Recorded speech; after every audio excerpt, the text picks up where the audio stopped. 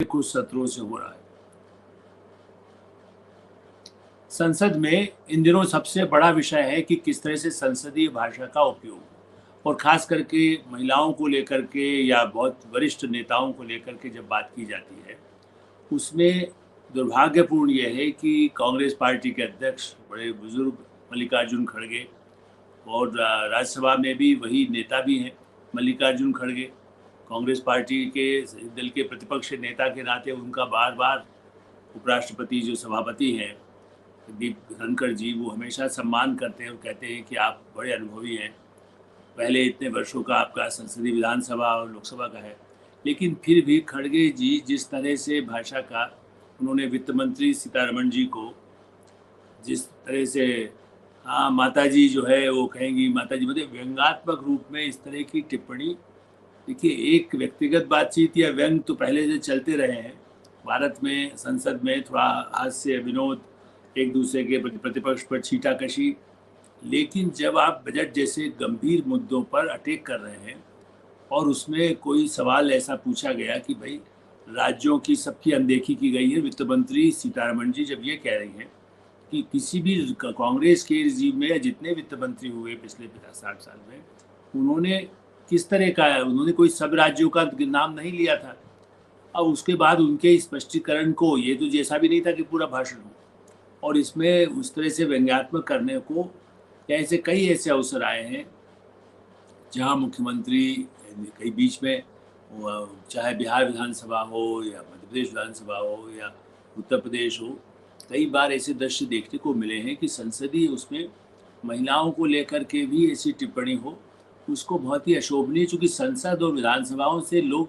जो युवा पीढ़ी है वो एक भविष्य अपना उसका तय करती है कि कैसे हमें किया जाए। मॉक पार्लियामेंट होता है, प्रतियोगिता होती है, जो विद्यार्थी होते हैं। अब जब इस तरह की भाषा का इस्तेमाल जो पार्टी के वरिष्ठ नेता करेंगे, लोकसभा में भी, और आम आदमी पार्टी के नेता तो उच्छृंखलता की सारी सीमाएं तोड़ चुके हैं पिछले, जब से उनका राज्यसभा में लोकसभा में आना हुआ, तो सारी उनके प्रति मेरा बड़ा सम्मान है। जो भी सांसद बनते हैं मानते हैं कि उनके पास भी अधिकार है, वो जो चाहे संसद में कह सकते हैं, आरोप लगाते हैं, जबकि उसमें भी गरिमा ये होती है कि उसका ऑथेंटिकेशन किया जाए। लेकिन प्रधानमंत्री के बारे में, देश के या वरिष्ठ महिला नेताओं के बारे में, सोनिया गांधी भी राज्यसभा की सदस्य हैं, लेकिन उनके लिए कोई भाषा का इस्तेमाल करेगा तो आपत्तिजनक होगा। ना कोई अध्यक्ष चाहे लोकसभा के हो, या पहले वो लोकसभा में भी रही थी। ऐसे जो वरिष्ठ नेता, सुषमा स्वराज का उदाहरण है, कितना प्रखर बोलती थी, लेकिन क्या उनके लिए कभी भी किसी ने गलत भाषा का इस्तेमाल किया? वो प्रतिपक्ष में भी रही और सत्ता में भी रही, वरिष्ठ मंत्री रही, मुख्यमंत्री रही, सांसद रही। तो ऐसे उदाहरण हैं। और मैं तो नजमा हेपतुल्ला थी इसी राज्यसभा के उसमें, प्रतिभा पाटिल जी जो बाद में अध्यक्ष मैंने राष्ट्रपति बनी, मैंने तो उनको राज्यसभा के सभापति के रूप में भी देखा, उपसभापति के रूप में देखा। उपराष्ट्रपति नहीं, वो सीधे राष्ट्रपति बनी थी, लेकिन वो पहले उपसभापति के पद पर रह चुकी थी राज्यसभा में, हमने तब भी उनको देखा। तो वो इस बात को ध्यान में रखने के लिए जो परंपरा है, संसदीय परंपरा, उसमें चाहे पुरुष, अच्छा ये भी सही है, जैसा मैंने कहा कि चाहे आम आदमी पार्टी हो, कांग्रेस हो, कम्युनिस्ट पार्टी के सदस्य हों, ममता बनर्जी की तृणमूल कांग्रेस के बहुत अच्छे पढ़े लिखे उनके नेता हैं, सांसद हैं, लेकिन जिस ढंग से वो आरोप लगा करके सदन की गरिमा में कई ऐसे अवसर आए हैं जिसे सदन की कार्रवाई से निकालना पड़ा, जिसको आप कह सकते हैं कि बहुत ही खराब जिसका एक असर जो जाता है।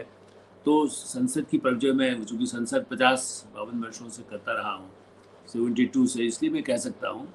कि गंभीर आरोपों के अवसर आए, हंगामे के अवसर आए हैं, सदस्यों को, प्रतिपक्ष के राजनाथ जी जैसे को कंधे पर, जबकि वो बहुत भारी थे, उनका वजन भी बहुत ज़्यादा था,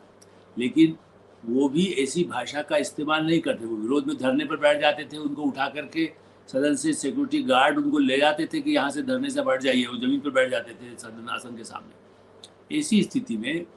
चाहे वो भाषा का इस्तेमाल जो पार्टी करती है,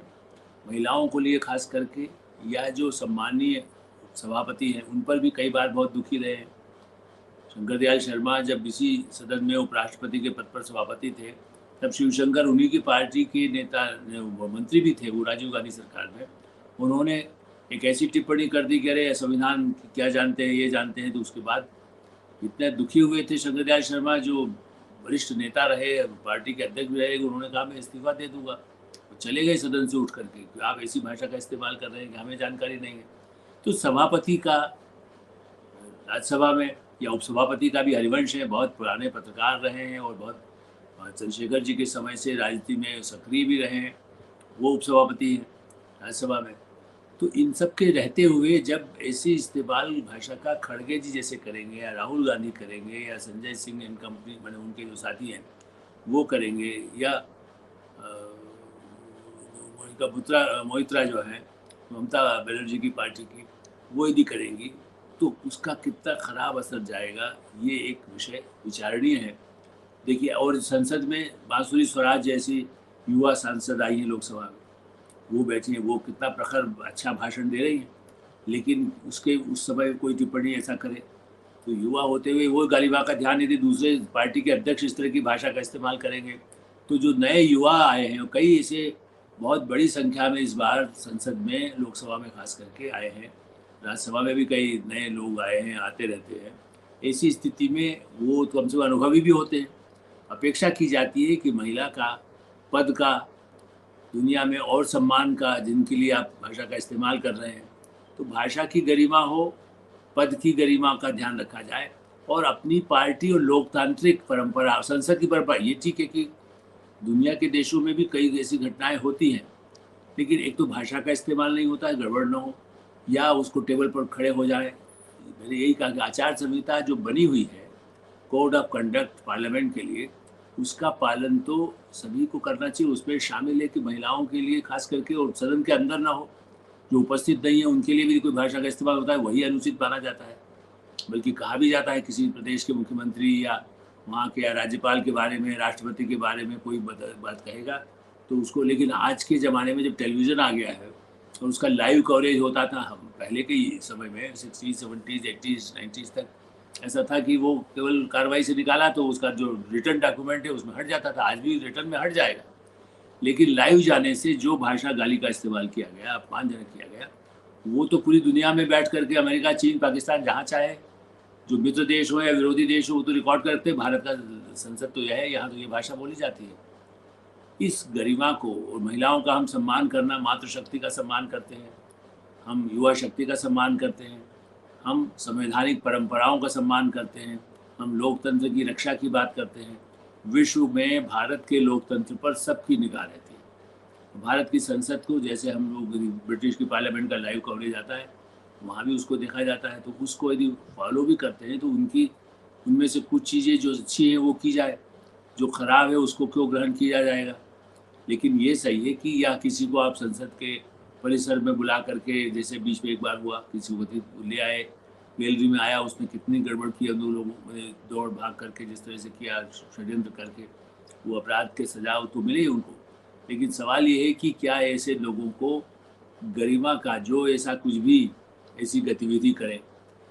ताज़ा विवाद दिया है, राहुल गांधी ने किसान नेताओं को वहाँ बुलाया, उनमें से ठीक है तो बहुत विवादास्पद हो नहीं, लेकिन फिर भी कोई ऐसे कल से विवादास्पद लोगों को जो खालिस्तान समर्थक हो वही वहाँ आ जाए और वही कोई ऐसा उच्छृंखलता या ऐसा व्यवहार किसी और सांसद मंत्री के साथ करे तो कितना दुर्भाग्यपूर्ण होगा।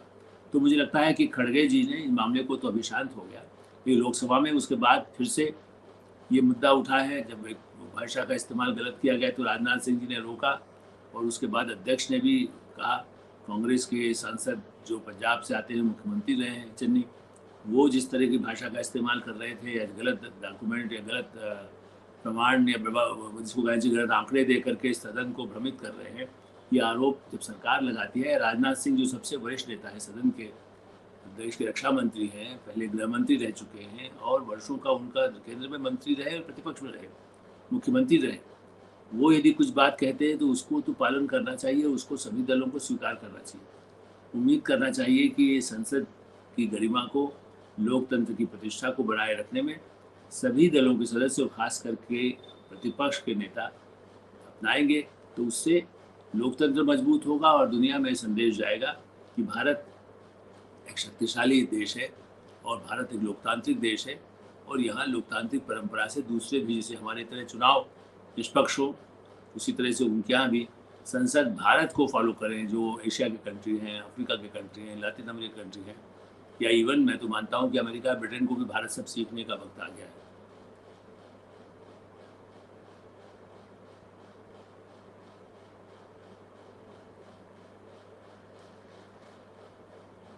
ओके।